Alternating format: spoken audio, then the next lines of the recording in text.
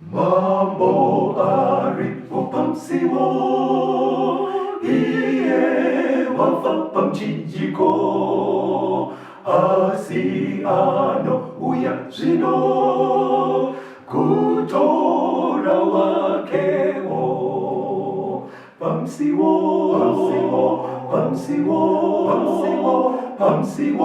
hule o pamsiwo Hallelujah, unde aripamsiwo. Jiwone soze kuguya,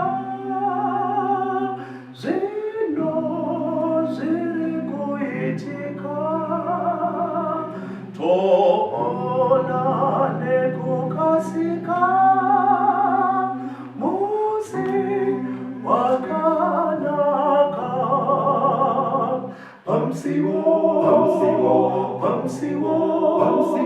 Pamsiwo, unde o pamsiwo. Hallelujah, unde aripamsiwo. Muchingamidza kuchirongwa The Second Coming of Christ. Chamunopiwa na Pastor Gift Rhodes ku Northeast Bible Conference of the Seventh-day Adventist Church. Pamwe chete nava Caston Betera, Assistant Publishing Director ku East Bible Conference of the Seventh-day Adventist Church.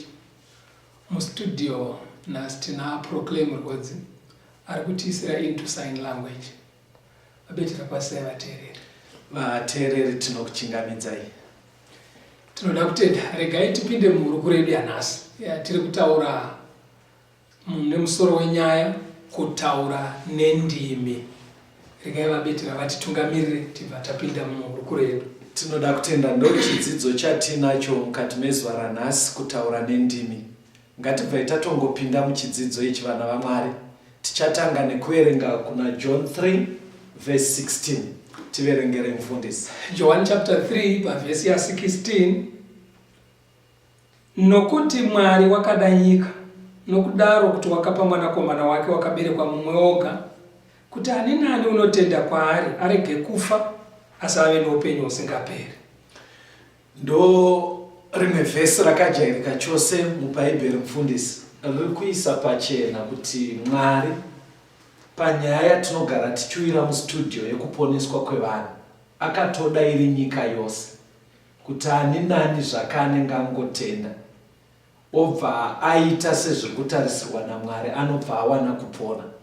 Saka nyaya yeruponeso iyi patinenge tiri muno mustudio mufundisi haisi yenyika dzekuno kuAfrica chete, ndeye pasi rese, ndeye munhu wese. But kuti muone maitirwo aiitwa pfungwa ina Mwari, pane mamwe mavhesi mubhaibheri anotibatsira mufundisi kuti tione kuti Mwari paari kuda nyika aiva akaronga nemutoo upi kuti vanhu vose vakwanise kunzwa vhangeri. Ndoda kuti mufundisi muverenge kuna Romans chapter 1 verse 16. VaRoma chitsauko 1 verse 16. Nokuti handinyari pamusoro peivhangeri, nokuti isimba raMwari rokuponesa mumwe nomumwe unotenda, kutanga muJudha uye muGirikiwo. Panapa bhaibheri riri kuti Mwari ada nyika yose anengotenda achiponeswa. Romans 1:16 yakuchienderera pamberi ichitsanangura marongero azvaya zvakaitwa naMwari kuti iro zano reruponeso iri richifanira kukavha nyika yose. Kwanzi nebhaibheri mufundisi, Mwari karongero kaiva akaita aiva akaronga kuti nyaya yacho iite unge inotitangirei kuvaJudha. Judha ndorudzi rwuya rwaakasarudza kuti avaturire nyaya dzeruponeso, avaturire zano reruponeso. Ivo vadzidza votepfenura zvichizoenda kuvanhu vose. Saka nyaya yacho iri kuita kunge zvinonzi aiva akaigadzira nemutoo wokuti ikatangira kuvaJudha iri kufanira kuzosvika kuvanhu vose. Saka pobva paita pfungwa yekuti hatigone kuti titi nyaya yekunamata yemubhaibheri tibva tangoti ndeye vaJudha chete. Bhaibheri riri kutoti ndiMwari akatoronga kudaro kuti ingoita unge yatangira kwavari. asi ichizosvika kuvanhu vose. Alright. Ndoda kuti muverenge zvakare kuna Matthew chapter 10 verse ya 5 na 6 pastor. Matthew chapter 10 verse ya 5 na 6. Ava vane 12 Jesu wakavatuma akavarayira achiti, musaenda munzira yevahedheni, musapinda muguta reSamaria, asi zviri nani muende kumakwai akarashika eimba yaIsraeri. Saka Jesu paaive pano panyika panyama akaita zvekuparidza ndobva asanangura vadzidzi vaaipota achishanda achivadzidzisa basa. Saka Bhaibheri riri kuti paakambovatuma kuna Mateo 10 hanzi akavatuma vari 2-2 akati pamuri kuenda nevhangeri ndoda kuti murambe muchingogumira muno muJudhea, musaende nevhangeri kuvahedheni nekuvaSamaria.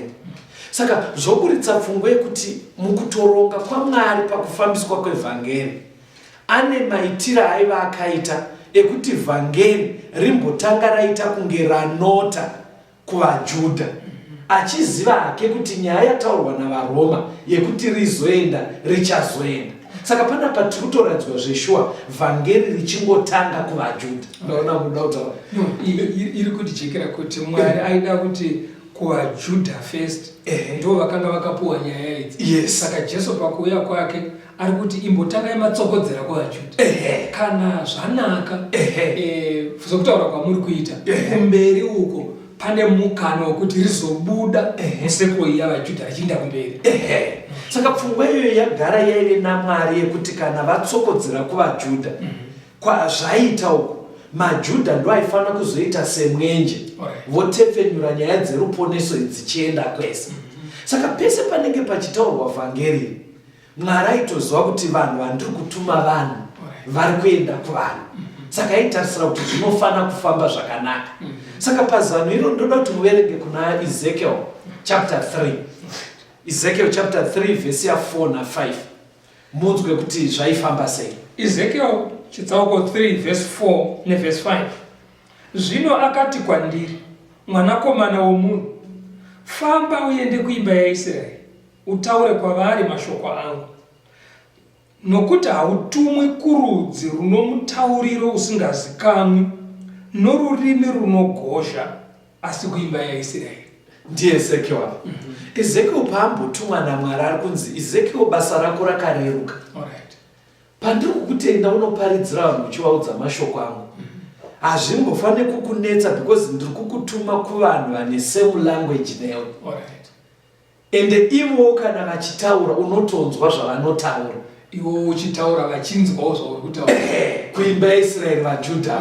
Kureva kuti paari kutumwa Ezekiel Mwari haasi kutombona paine dambudziko rekuti Ezekiel angati manje muda kubva mandituma kuvaAsiria.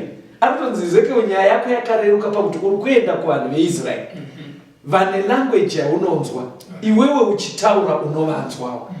Saka zvobva zvaisa muono kuti saka Jesu paazouya achituma vadzidzi vake kuti endai kuvana vaIsraeri chete, musaende kuvahedheni kana vaSamaria. Zvinotoratidza kuti chimwe chaityirwa naJesu ndechekuti vakaenda kuvaSamaria nekuvahedheni panogona kuita dambudziko remutauro.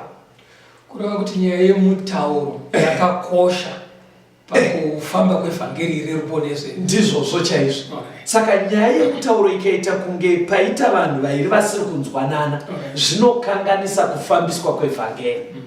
Saka pobva pachiti mufundisi Mwari akunzi akada nyika yose kuti inzwe zvevhangeri, but vhangeri racho ariturira kuvana vaIsraeri kuti ivo vagonoriturira kwevamwe.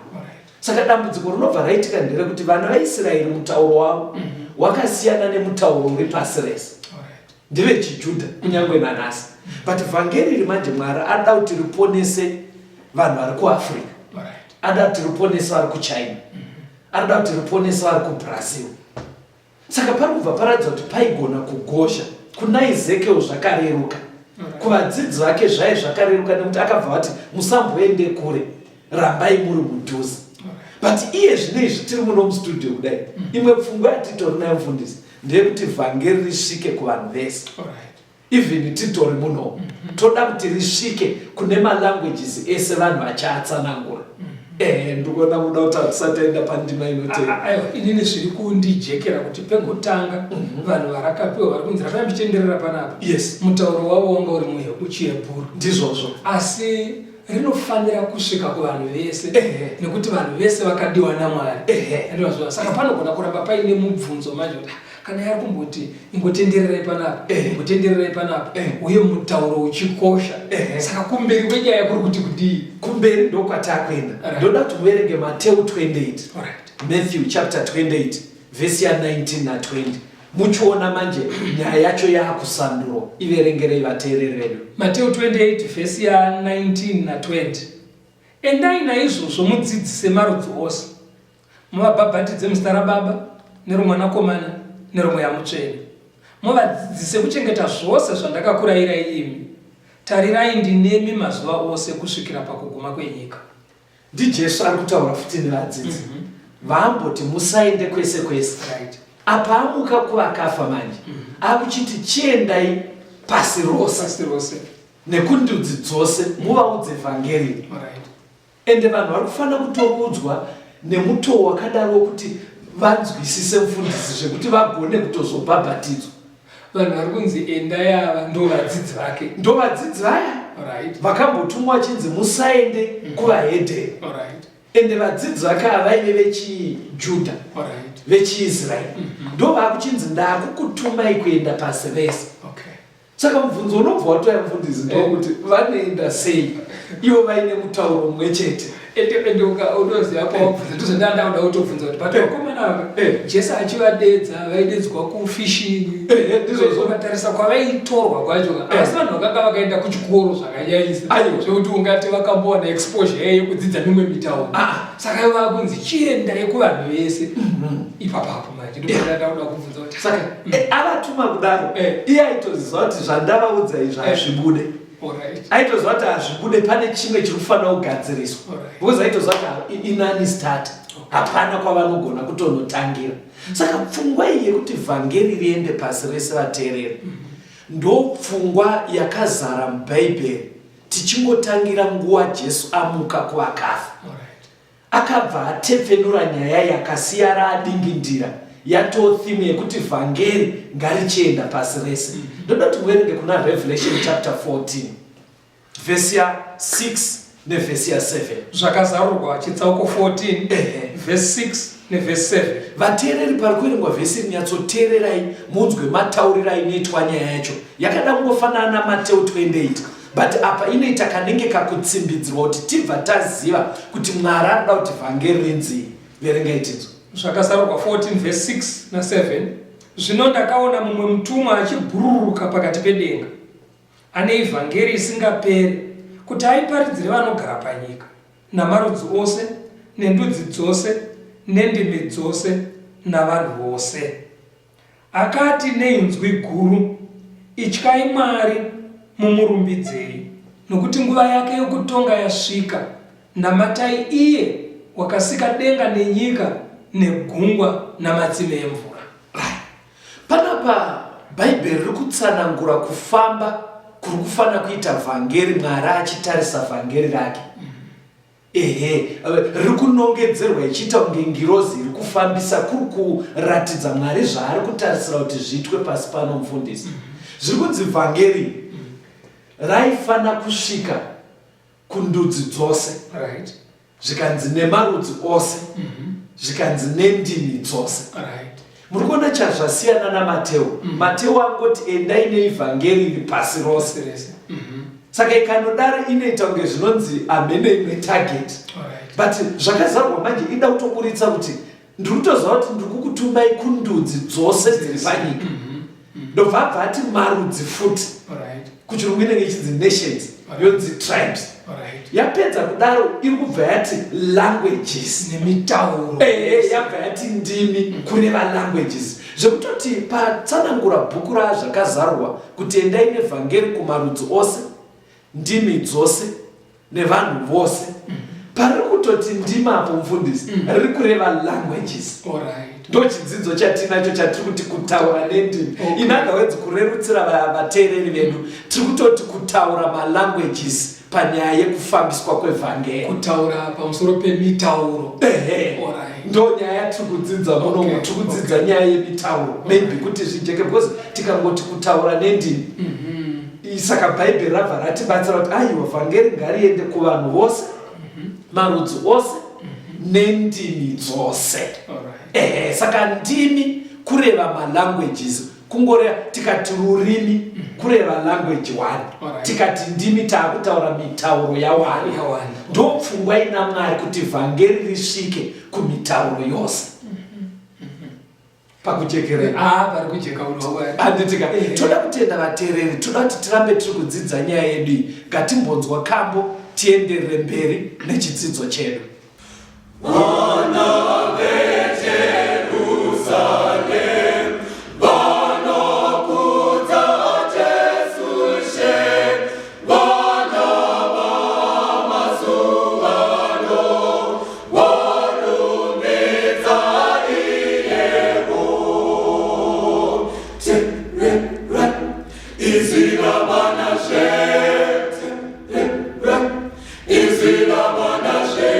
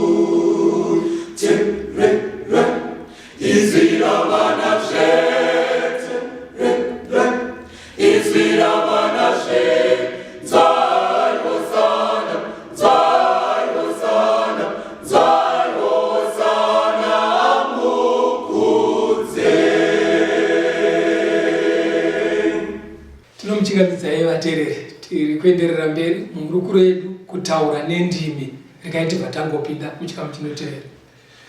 Verengai mufundisi kuna Mark 16 vhesi ya 14 kusvika pa17. Mark chitsauko 16 vhesi 14 kuenda kuna 17. Pashure wakazviratidza kuna vane 11 vagere pakudya, akavapa mhaka pamusoro pokusatenda kwavo nokukutu kwemwoyo yavo, nokuti havana kutenda vaya vakanga vamuona amuka. Akati kwavari, endai munyika yose muparidzire zvisikwa zvose ivhangeri. Unotenda akabhabhatidzwa uchaponeswa, asi usingatendi uchatongwa. Zviratidzo izvi zvichava navanotenda: vachabudisa mweya yakaipa nezita rangu, vachataura nendimi itsva. Ndi Jesu amuka kuvakafa mufundisi. Hanzi ripoti yari yatoya nemadzimai kuti Jesu amuka. Pakati pavo pane vairamba vachiidhauta. Hanzi saka paakasvika kwakutaura navo kuti inda shoko mamusina kurinzwa here kuti ndamuka. Ndobva akasika akasendamisa nyaya iyoyo parutivi. Zvikanzi chinzwai vakomana, endai nevhangeri pasi rose. Anenge atenda akabhabhatidzwa anoponeswa, asingatendi achatongwa.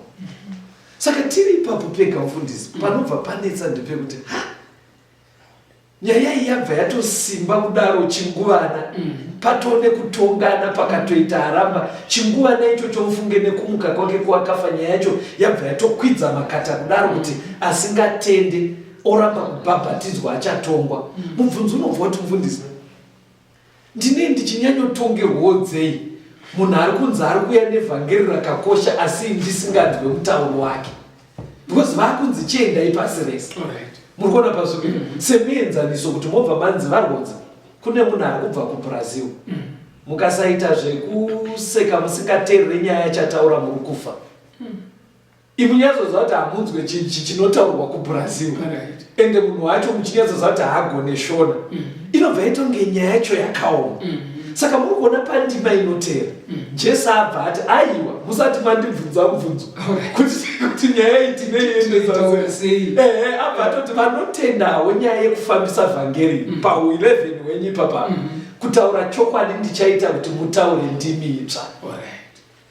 Saka muchiona vateereri nyaya yendimi mubhaibheri sekuidzidza kwatiri kuita inoita kunge iri kuintroducwa musi unomuka Jesu. Makore ese ararama nevadzidzi haudzwe pachitaurwa nyaya yendimi. Chikonzero ndechei? Nekuti panguva iyoyo vaitsokodzera vhangeri kuvaJudha chete. Saka kuzoitaura amuka kuvakafa kuratidza kuti vhangeri rakufanira kuenda kuvanhu vose. Saka paane need yekuchitaura nyaya dzendimi. Apa vanga vachitaurirana pachavo vachinzwanana. But muridzi wevhangeri achinja syllabus akuti chinzwai ndauda kuti riende pasi rese. Nekumwe kutaura mufundisi nemuvateereri hatigone kutaura nyaya dzendimi tisiri mucontext yeevangelism. Kurava kuti ndativatsanangura muri kuti hatigone kutaura zvendimi tisiri kutaura nyaya yekufambiswa kwevhangeri. Ndizvozvo. Saka ndimi dzine chekuita nekufambiswa kwevhangeri. Tiri kana tiri kutonzwanana kudai mukoma hatigone kutaura nyaya yendimi yemalanguages because titori muno. But muchaona kuti sezviri kuita proclaim haasi kuzoita ndimi iri language. Ari parutivi paarapo muno mustudio ari kusandura zvatiri kutaura ozvisa into sign language kuti vanonzwa nemaziso vanzwe. Chatinei tiri kutoita ipapa munoziva kuti tiri kufambisa vhangeri. Saka ndimi dzemubhaibheri dziriko takatarisana nekuendeswa kwevhangeri kune vane malanguages akawanda. Pari kubuda zvakanaka kuitira kuti vanhu vanzwise kuti sei dzazotanga kuintroducwa musi waamuka. Kwese uku Jesu aenda Kepenaume aenda Bethsaida hatinzwe zvendimi ari kudzitaura nekuti vhangeri rakufanira kuenda kwese.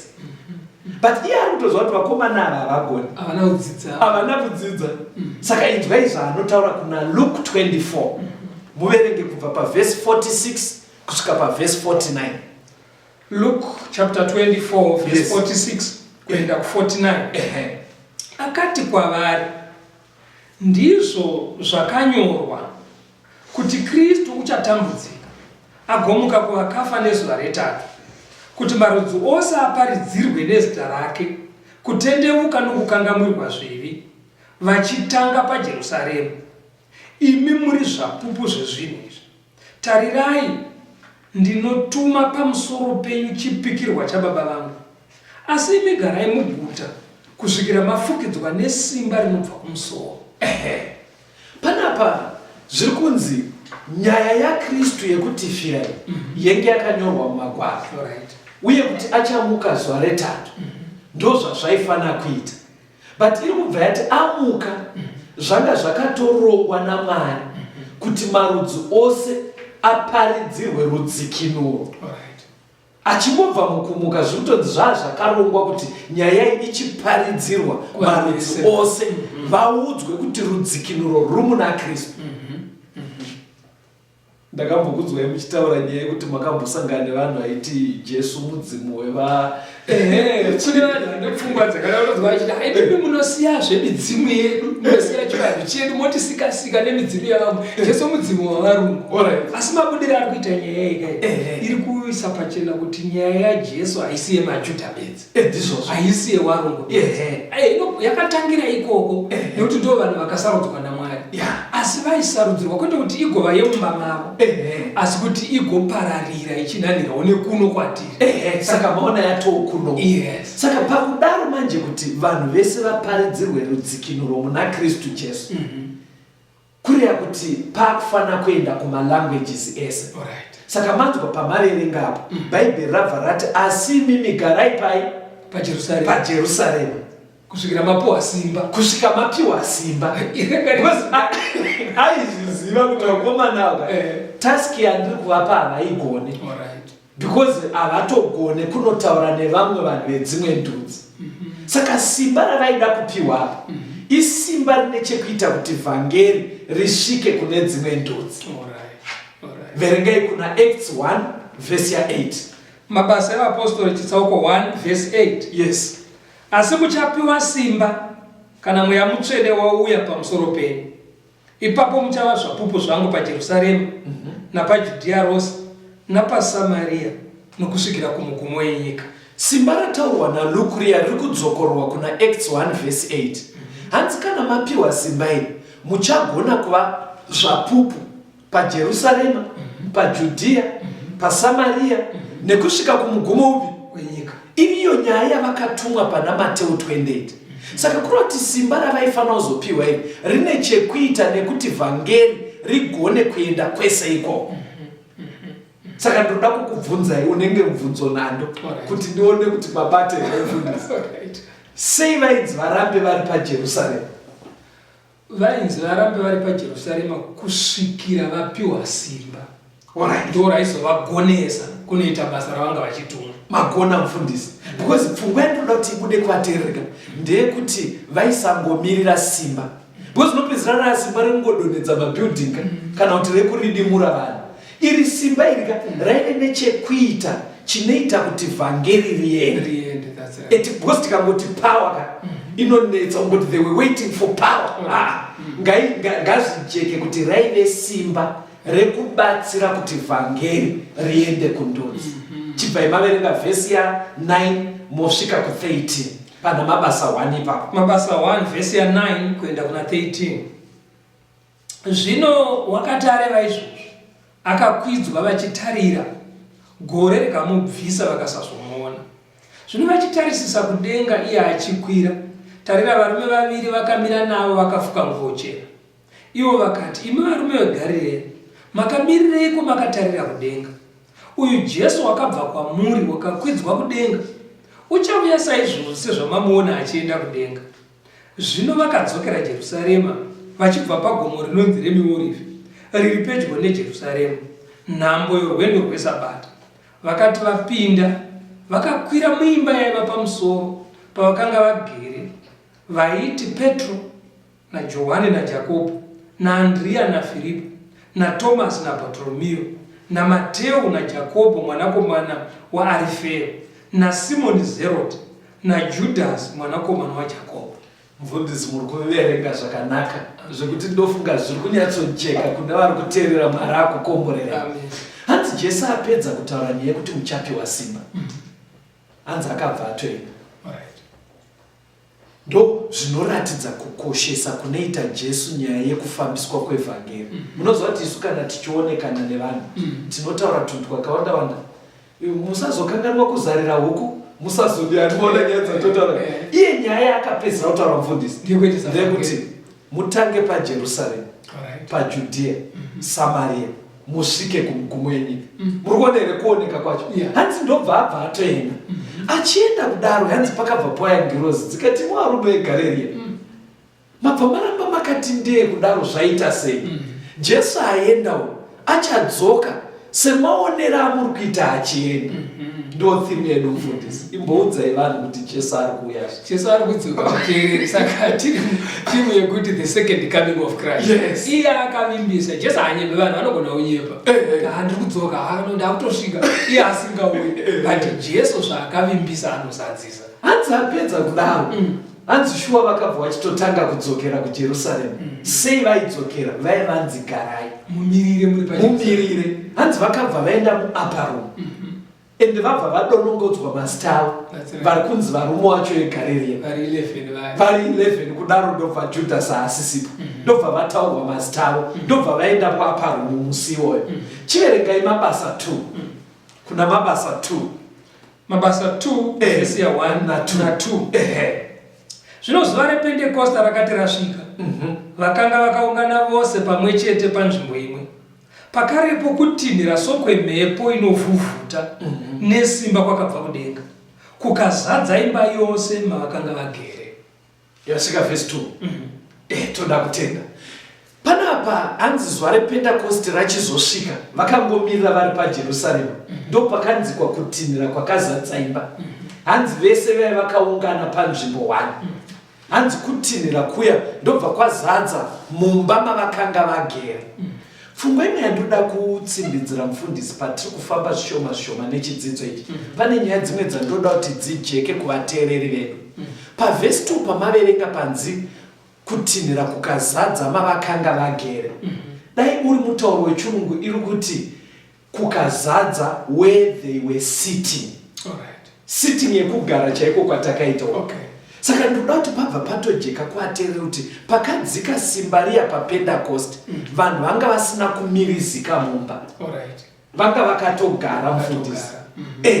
Ende Bhaibheri harisi kubva rati musi uyu vanga vachiri muupper rungoti vai vakaungana panzvimbo pavakanga vari ipapo. Harizoti upper room ndekuya kwavakaenda musi waenda Jesu. But pakuitika nyaya yeBhaibheri haritsimbidzire kuti imba yepamusoro. Ndikuitira kuti nyaya yechidzidzo ichi ijeke, tisazorambe tichinamatidzira zvinhu zvakawanda pachidzidzo ichi izvo zvisipo. Kureva kuti pakudzika kwemweya hatigone kushandisa vara rekuti upper room. Hatigone kurishandisa, saka ndikuti tiverenge mbijana. Ende hatigone kuti tione kunge vadzidzi musi uyu zvakaitika vachifamba mumba. Vanga vakatonyatsogaravo. Saka kutinhira kwakanzwa handivo vanhu vaitinhira. Handivo kutinhira uko mufundisi kwanzi kwakabva kudenga. Ndobva kwasikozadza mavaive, ivo vakatogaravo. Kwete kuti vaiimba, kwete kuti vainamata, hanzi vanga vakatogaravo. Chiverenge futi verse 3 na 4 yamabasa 2 iyoyo. Mabasa chapter 2 verse 3 na 4. Vakaonawo ndimi dzichiparadzana dzinenge dzomoto. Ndokumhara pamusoro woumwe nomumwe wavo. Vose vakazadzwa nomweya mutsvene, vakatanga kutaura nedzimwe ndimi pavakapuwa napo nomweya kureva. Hanzi vakaungana kudaro, vakabva vazadzwa nemweya mutsvene. But usati wavazadza, hanzi pakaonekwa zvinenge zvimaflames zvaiskomhara pamusoro pavo. But zvimaflames izvi pamaverenga Bhaibheri kana vateerera, hanzi zvaita kunge zvine shepi yematongues, kunge zvimarurimi. Zvichiburuka marurimi zvichimhara pamusoro pavo. Saka hanzi zvamhara pamusoro pavo ndobva vatanga kutaura nendimi dzatadzidza kuna zvakazarwa kuti malanguages. Ndozvakaitika ipapapo. Saka hanzi ndobva sezvaipiwa nemweya mutsvene ndo matauriro avakabva vatanga kuita. Saka pandoda kuti tijekese tisati tanzwa kambo, ndepekuti Bhaibheri parinotaura zvemweya mutsvene mufundisi, pane parakatombotaura nezvawo, but hauna kumbotsanangurwa uchiuya muchimiro chemoto, uchiuya uchiita unge marime emoto ane shepi yerurimi. Saka ndoda kuti muverenge kuna Matthew 3 vhesi ya 16. Matthew 3 verse 16. Mateo 3 vhesi ya 16. Jesu akati abhabhatidzwa, pakarepo akabuda mumvura. Zvino tarira denga rakamuzarurirwa. Akaona mweya waMwari achiburuka senjiva, akauya pamusoro pake. Musi uyu Jesu achibhabhatidzwa abudamo, hanzi mweya mutsvene wakadzika pamusoro pake. Ndobva wasikomhara. But musi uyu hauna kumhara sezvawaita paPentecost kuuya zviri zvimarimi zvemoto. Hanzi apa waive muchimiro chenjiva. Saka mubvunzo wandoda kubva ndabatsira vateereri ndokuti kwapa waita munjiva, uku waita unge marime emoto zvadii. Saka mukazoidzidza nyaya muchiitambanura muchaona kuti mweya mutsvene paanouya, anouya achiratidza simba raari kuzoshanda achiita. Sekuti apa akauya ari muchimiro chenjiva kuna Jesu. Ukatodzidza imwe ndima inototi ivai vakapfava senjiva. Kuratidza kuti Jesu ari Mwari.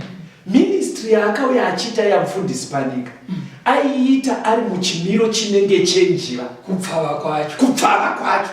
Imi munoti hakusi kupfava here mufundisi kuti ndiwo akasika vanhu asi unovatendera kukuroyera zvipikiri pamuchinjiko vachikupfira mate. Kakupfava kaisa kamweya mutsvene pawakauya abhabhatidzwa wainongedzera kuti murume uyu paauya musafunga kuti auya kusikorwisa hurumende dziripo. Ari kuuya akapfava senjira. Humility yake. Saka paPentecost manje mweya mutsvene uya wakamira wakauya uine shepi yematanzi yerurimi. Kuri kutonongedzera kuti varumeka basa rapo yezvo rine chekuita nerurimi. Mapabasa manje kuitira kuti zvijeke kuti vabva because hatidi kuti tingoti paPentecost pakauya simba. Tikaisiya yakadaro mufundisi tinokanganisa vateereri venu. Ngavazoti pakauya simba rine chekuita nebasa rerurimi. Mapona pakuendesa vhangeri. Saka wakachinja usina kuuya senjiva ukauya muchimiro cherurimi. Ndoda kuti timbonzwa kambo mufundisi touya toenderera mberi. Jesu anouya kuzotora vake kuvaisa kumshawe vatsvene. Uchazofamba here naye Jesu achitora vatsvene.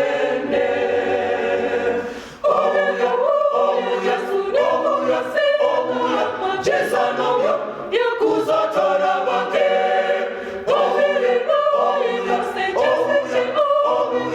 kuzotora vatsvene. Jesu ochengeta chivimbiso chokuzotora vatsvene vake. Uchazoverengerwa here navo vatsvenevo vaMwari.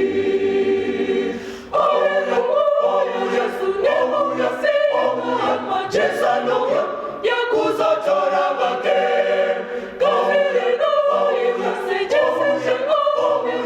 kuzotora vatsvene. Zvioneso pachena zvoratidza pave pedyo kuuya panyika. Hamabatirirai kuna Jesu ouya nekasika.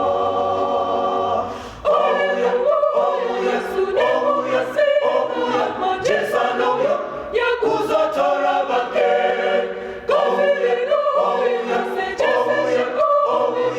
kuzotora vatsvene. Kuzotora vatsvene.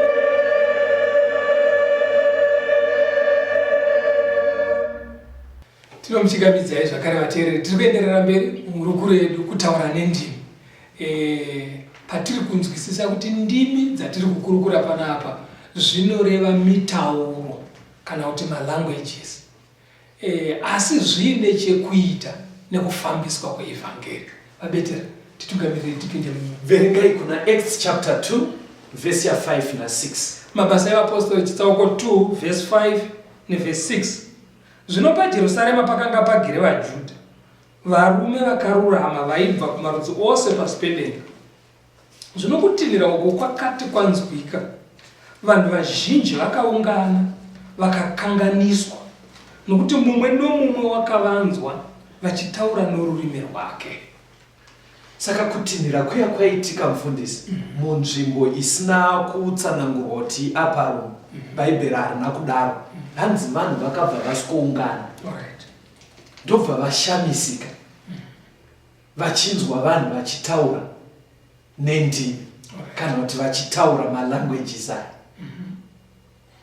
Unoona chiri kutaurwa chimwe chinhu chabva chaklika mandiri kuti pakamhanya vanhu zvoti dai vanga vari muaparuka vanhu havaigona kuzomhanya neuzhinji kutsanangurwa ndizvozvo chaizvo. Ndosaka muchiona zvakanaka mufundisi kuti pakudzidzwa kwebhaibheri rinoda kuerengwa mbijana haridi kufungirwa. Seipapapa matotaura chinhu chamatoona zveshuwa zvinoratidza kuti zveshuwa hapangambodaro paive muaparumu.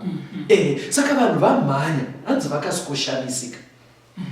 Chakavashamisa chimufundisi ndimaverenga Bhaibheri. Hanzi nekuti umwe nemumwe akauya akanzwa varume ava vachitaura mutauro wamai vake waanotaura ari kumusha kwake. Alright. Magona mufundisi but matozotambanudza stereki. Ini ndeichimbodanze kuti vakashamisika nekunzwa. Ndomendurana ndichimboda iyoyo vateereri kuti vanhu pavakamhanya chakanovashamisa kunzwa. Alright. Mazvona. Saka dai kuri kuti muno mustudio tiri kupa zvimwe zvidzidzo zvisiri zvemubhaibheri. Dai kuri kuti tiri kuda kudzidzisa zvimwe zvinonzi indimi but zvisingawanikwe mubhaibheri. Munoziva kuti vanhu yezvino vari kushamiswa nekusanzwa. Dzemubhaibheri ndiri kuti vateereri ndimi dzemubhaibheri chaidzo chakashamisa vanhu kunzwa. Haufaniri kushamiswa nekusanzwa. Ukaona kuine zvinoitika zvinogona kupomerwa kunzi indimi woshamisika kuti handina kunzwa kuti ati kudii, dzatosiyana nedzekufambisa vhangeri dzemubhaibheri. Saka chakashamisa vanhu mufundisi kutonzwa kuti kuvarume ava zvavanototaura language yekumusha kwandabva yekumusha kwangu zvitori clear ndo ndimi dziri kutaurwa nezvadzo mubhaibheri. Saka ndo zvinofanira kushamisa. Ndo zvinofanira kushamisa. In other words, vateereri mufundisi wakuramba achitsimbidzira kuti paine zviri kuitika zvatingade kuassociata nekuti indimi. Shamiswai nekunzwa. Kuri kwekuti muri kufamba muzano iri raMwari remubhaibheri. Itoshamiswai nekunzwa kuti munhu pamwe ari kunzi abva kuChina otouya mufunge kwamuri kuurungwe otozotanga kutaura chikorekore cheikoko. Izvozvo zviri kutonzi shamiswai. Usashamiswe nemunhu ari kutaura zvausiri kunzwa. Ndoda kuti muverenge pazasi, verengai vhesi ya9 kusvika pa11 kana mabasa 2 ipapo. Verengai vhesi 7 na8. Vhesi ya7 na8 pana mabasa 2 takuijamba iverengei. Vakakatyamara vose nokushamiswa vachiti, tarirai ava vose vanotaura havazi vaGarirea here? Zvino tinogovanzwa seiko mumwe nomumwe norurimi rwedu rwatakaberekwa narwo? Yes. Patamboverenga kumashure mufundisi vanzi vaGarirea ndevapi? Paenda Jesu kudenga paya panzimu varume veGarirea ndanani wangu achirewa vaapostoli vaka11 vaya handitika. Saka kuri kuti ndo vari kutaura tukuitira kuti pajeke pakazofungirwa kunzi ndofunga pai pangoungana chero vanhu nekuti ndo vanga vatumwa basa varume ava. Saka ndo vari kunzi varume ava vazi vaGarirea. Zvafamba sei kuti tiri kuvanzwa vachitaura mutauro wekwedu? Ende vanhu vaiziva futi kuti vaGarirea vakomana vamuGarirea vanomboenda kuchikoro kunodzidza malanguages industry 1 ndosaka vakashamiswa. Vakashamiswa because dai kuri kwekuti vanga vamboenda chikoro chedzidzo zvaigona kusashamisa because unongochiti ndofunga vakadzidzira ikoko. Saka vanhu vari kutonyanya kushamiswa kuti vataura sei zvatinonzwa zvekumusha kwedu. Inzwai vanhu vacho vaivepo, rambai muchiverenga muchidzika maapa vhesi 9 kuenda pa11 mabasa 2. Yes. VaPatia navaMedia navaEram navanogara Mesopotamia neJudhea neKapadokia nePondo neAsia neFrigia nePamfiria neIjipita namativi enyika dzeRibhia dziri pedyo neKurini navaeni vabva Roma navaJudha navaProserite navaKrete navaArabhia tinovanzwa vachitaura nendimi dzedu mabasa makuru aMwari. Manzwa here vateerere kuti Bhaibheri ratora nguva kudonongodza vanhu vaivepo uye kwavaive vabva. Rataura Ribhia, Kureni, Ijipita, Roma, Afrika. Ratsanangura ndudzi dzose. Because dai rakangosiya richiti vanhu ava vari kutaura nendimi pairamba pachinetsa kuti zvii zvakanyatsotaura.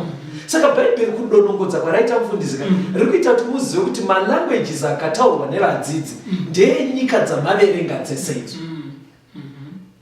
Ende vanhu vese vaibva kuno kuAfrica, kuEurope, kuAsia vakatonzwa mitauro yekumusha kwavo. Kuratidza zveshuwa kuti Mwari anenge anga akutepfenura vhangeri riende kwese. Chandoda kuti mucherechedze vateereri ndechekuti vanhu ava hanzi vaitaura mabasa makuru aMwari. Saka vanga vasiri kunamata pastor. Pavakatanga vaitotaura nyaya sekunge vachiudza vanhu zvekuti pazvakaitika pavarika mukuona kwangu ndanzwisa ndima iyi hazvi zvekuti vakambotanga kuti shamwari halo watu sekunge vanonzwa kuti zvii zviri kubuda mandiri. Bhaibheri kubva rati vakatanga kutaura mabasa makuru aMwari. Mabasa makuru acho ari kureva kana akataurwa naJesu kuti nyaya dzine chekuita nekuuya nekufa nekumuka kwaJesu ndo mabasa makuru acho aitizwa vanhu ndo avaitotaura ndizvozvo chaizvo. Saka kureva kuti kugona kutaura kwavakaita nendimi kwaive kwekuti vataure mabasa iwayo ekufirwa kwedu naKristu kuti ani nani anotenda ave neruponeso potsanangurwa kumuka kwake uye kuti ari kudzoka nekukasika. Saka pavaitaura mufundisi indoramba ndichingotsokorora kuitira kuti zvijeke vaisanamata mufundisi vaitaura mabasa makuru aMwari kuti vanhu vanzwe. Saka ndima apa hadzina kuuya dziri dzekuti vawane chekunamata nacho, vaitonamata kudhara nemutauro wavo. Dzakauya kuti vaparidze vataure. Ende vari kubva vati tinovanzwa vachitaura mabasa makuru aMwari. Manzwa here pfungwa yadzimbidzirwa yekunzwa kunzi tiri kuvanzwa. Saka ndimi dzemubhaibheri vatendi nemuvateereri ngadzinzikwe uye ngadzitaure vhangeri raMwari. Dzonzikwa vanhu votonzwa kunzi apa pari kutaurwa nyaya yeruponeso.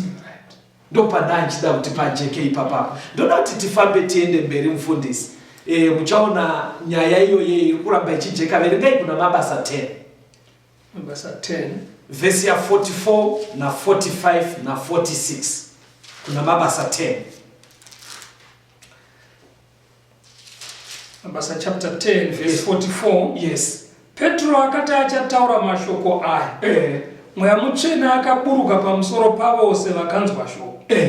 Zvino vatendi vokudzingisa vakanga vauya naPetro vakashamiswa nokuti chipo choMweya Mutsvene chakanga chadururwa pamusoro pavahedheniwo, nokuti vakavanzwa vachitaura nedzimwe ndimi vachirumbidza Mwari. Ipapo Petro akapindura akati, kuno munhu here ungadzivisa mvura kuti ava vakapiwa Mweya Mutsvene sesu varege kubhabhatidzwa? Ndoziva kuti pandari kuverengesa apa maamuchida kutaura zvepaPentecost. Ndofunga takambozviudza vateerere kuti zuva rePentecost rakazopera, varume vese vauya vaya vanzwa vhangeri vaakubvunza Petro kuti nai saka todii varume zvikanzi tendeukai mubhabhatidzwa. Panapa Petro angaenda kune imwe nzvimbo mufundisi ari kuparidza vhangeri, hanzi Mweya Mutsvene wakabva wauya, vatendi vaivepo ndobva vatotanga kutaura nendimi. Saka angaenda nevamwe vanhu vechiJudha vanga vasati vabata nyaya yekuti kubvira Jesu amuka vhangeri rakufanira kuenda pasi rese. Vaifunga kuti rinofanira kuramba richidzengerera pavana Judha chete. Saka hanzi Petro aona kuti vataura nendimi sezvavakamboitawo ivo paPentecost. Hanzi vakabva vatanga kurumbidza Mwari. Saka Petro aona kuti tiri kutovanzwa vachirumbidza Mwari. Ende vari kutaura zvaitika pavari ndo zvakaitika kwatiri. Hanzi akabva ati kune vamwe vatendi vaive navo vechiJudha zvikanzi varume, ndoziva kuti maomerwa nezviri kuitika panapa. Ameno kuti muri kuona sei zvaitika. Mungarambidze here kuti vanhu vabhabhatidzwa? Ivo vakagashira Mweya Mutsvene ukavataurisa nendimi sezvatakaita isusu vaJudha chaivo. Kureva kuti panapa ndimi dzakashandiswa naMwari dzichitaurwa nevaida kuparidzirwa vacho kuitira kubatsira vana Pita netimu rake remaJudha kuti vanzwise kuti chero vahedheni vaakugashirwa naMwari. Ndizvo zvomufundisi. Chatatorera ndima iye kuna mabasa 10 tangaida kungoratidza kuti pakazoenderera ndimi dzichitaurwa mubhaibheri hadziuye dzasiyana nemaitiro azvakaita paPentecost. Dzakanguya mawiro mamwe chete, vanhu vakadzishandisa kurumbidza Mwari ende dzainzikwa. But kungoti kuna mabasa 10 sezvataura mufundisi, Mwari akatoita kuti dzibatsire vatendi vechiJudha vanga vari kuramba vachifunga kuti nyaya yeruponeso ndeyaveka. Saka zvaitoitirwa kunzi vakonvinzwe kuti varume muri kuonere kaitikiraka zviri kuita nemutoo wakafanana. But chandinongoda pari kuramba pachitsimbidzwa kunzi tinovanzwa vachirumbidza Mwari. Ndoda kuti mupedze memagumira pavhesi anomufundisi pana mabasa 10 taverenga kusvika pa 48. Chiendai kuna mabasa 11 vhesi ya 15 mozoverenga 16 tozoverenga 17 na 18. Mabasa 11 verse 15. Yes. Zvino ndakati ndichatanga kutaura, Mweya Mutsvene akaburuka pamusoro pavo sapamusoro peduwo pakutanga. Ini ndikarangarira shoko raShe rokuti Johani wakabhabhatidza nemvura, asi imi muchabhabhatidzwa noMweya Mutsvene.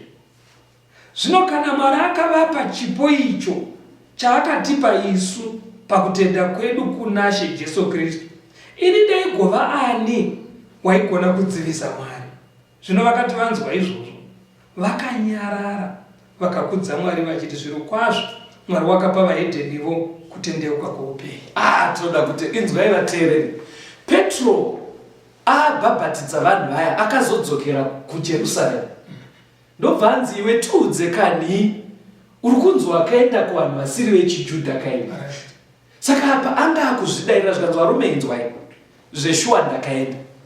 Ndakati ndichitanga kuparidza munoziva kuti vanhu ava senge zvazvakamboita kwatiri musi wePentekosti ndo zvakabva zvaitika pavari. Ndobva vatanga kutaura nendimi sezvatakaita musi uya varume. Hanzi dai kuri kwekuti vaitaura zvimwe zvinhu vakatanga kutaura vachirumbidza Mwari. Saka dai murimi maiita sei? Zveshuwa ndakabva ndaona ndaomerwa. NdiPetro ari kutaura. Saka ndakabva ndavabhabhatidza. Hanzi dare rese raivepo mufundisi rakati zvakangoitika nemo senge zvatakaita zvikanzi nemo. Hanzi vakabva vati Petro hauna mhosva. Nyaya yatiri kutoona panapa, Mwari akupawo ruponeso kuvanhu vasiri vechiJudha. Taurai mufundisi, ndoda kuti mupendere nyaya iyi muzopa vateereri vedu nhare vanzwisise basa rendimi. Saka muhuruku redu yanhasi Yes. mabuda chinhu ichi kuti kana tichiti ndimi Yes. iplural, huzhinji hwekuti ururimi kana kuti language kana kuti mutauro. Saka kana tichiti kutaura pamusoro pendimi kutaura pamusoro pemitauro. Now tiri munyaya dzekunamata, ndimi dzakakoshera kuti vhangeri ribve pane imwe nzvimbo richienda kune vamwe vanhu. Nekuti vhangeri rekufa kumuka kwaJesu nekudzoka kwake kuzotora vachaponeswa rofanira kunzikwa nemunhu wese awane mukana wokuzvisarudzira kumugamuchira kana kurapa, zvisinei nemutauro wake, zvisinei nerudzi rwake, zvisinei nekwaanogara. Saka muchiona kuti vanhu vakasiya vaturirwa nyaya idzi naJesu vakanga vari vanhu vasina kuenda kuchikoro, asi nekugashira nekubvuma kutumwa Jesu akati don't worry, kana maakuenda muchibva kuvaHebhuru vane mitauro isiri wamakaberekwa nawo muchagoneswa nesimba rinobva kudenga. Ndozvatadzidza muchidzidzo chinechi. Saka Mweya Mutsvene paakaburuka akagonesa vanhu vasina kuenda kuchikoro kutaura mitauro yavasina kumbodzidza kubva pakukura kwavo, asi chavaitaura thimu yavo yanga iri yeruponeso nebasa raMwari rekuti tiponeswe tese. Saka ndiyo nyaya yendimi sekudzidza kwataita. Usasiye mufundisi kuti idzi dzekufambisa vhangeri ngadzinzikwe mufundisi. Ipapo musabvukasiyeba. Ndinoti vanhu vazotaura kuti ndimi vari kureya zvisinganzikwe kuti manzi chii. Saka kana tiri munyaya yevhangeri, purpose yekuparidza vhangeri ndeyekuti vanhu vanzwisise vagoita madecisions. Saka ukasvika pane munhu ukataura akasazvinzwa, kutaura kwako hakuna kumubetsera. Saka ndimi mukonteksti yedu yemubhaibheri dzinofanira kutonzwikwa kuti zvanzi zvakati, zvobatsira munhu kuita decision inomuponesa kana kuramba ega. Ndo ndimi semabudiro adzari. Toda kutenda betera wandizarurira zvimwe zvandisati ndambodzidzawo munyaya iyoyi mumazuva esaya. Vateereri munogona kuve nemibvunzo kana pamwe pamunoda kuti panyatsojeka kana zvimwe zvamunodawo kubatsirwa nazvo kwamuri ikoko. kana muri pedyo nehama shamwari vavakidzani vanopinda sango rema Seventh Day Adventist, endai kwavari nemibvunzo yenyu nezvichemo zvenyu, vanoziva kwekukuendesai kuti mundobatsirwa. Zvakare munogona kufona kana kutumira mameseji, ma-SMS, kutumira ma-WhatsApp panhamba dzinoteera, dzitorei 0775 460 175. Ndichaidzokorora 0775 460 175 kana kuti 0716 452 086. Toidzokorora 0716 452 086. Mwari vakuchengetei. Ndakara tichisangana zvakare muchikamu chinoteera. Tenze ndetungamirwe mukati mezviedzo, mananda andibata ndimwino dombo ndirwike ndimwimo mutungamirwe.